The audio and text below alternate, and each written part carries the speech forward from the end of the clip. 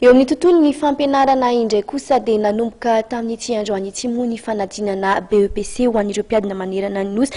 Raha ny tetsy amin'ny Gira-Bearivelo manokana no jerena dia misy 720 ireo mpiadina BEPC ny tonga nananteraka ny fanadinana amin'ireo mpiadina misy 577 ny maraina teo ho an'ny eo anivon'izay toerana fanaovana fanadinana izay. Tsy nisy ny olana kosa tsy nisy olana fa nizotra araka ny tokony ho izy izay fanadinana izay raha ny tapany maraina manokana no jerena.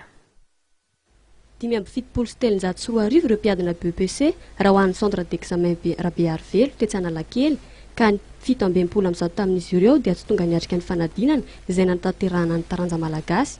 Tsy nisy ny olona goavana hoy nambariny Andriamatoa Razafy Mahifa Charles, chef de centre tao amin'ivon'ny toeram-panalana fanadinana Bearivelo. Ny fanadinan'ny convocation na ny karapanondro izay efa mpisoesaky ny fanadinana no nitranga hita ny maraina izay tsy nametraka olana ho hatrany nambaran'ny chef de centre. Ny lamina tamin'ny ankapobeny maraina na ny fangalana ny lazahadiny izany na ny fanombohan'ny fanadinana.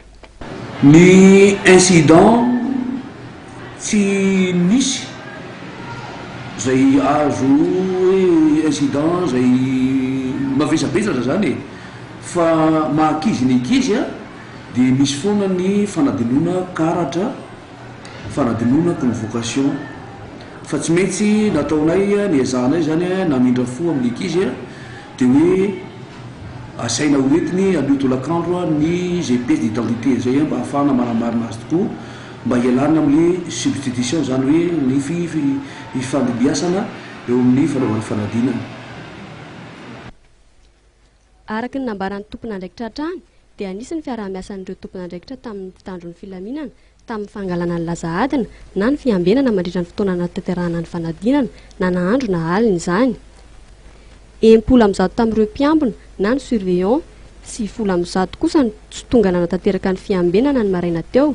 Tsy nametraka olana izany hoy nambaran'ny chef de centre. Mba tsy hampiandrena ny famoahana ny valim-panadinana ary dia izay taranja vita dia avy hatrany dia nambaran'ny tompon'andraikitra fa ataony fitsarana azy.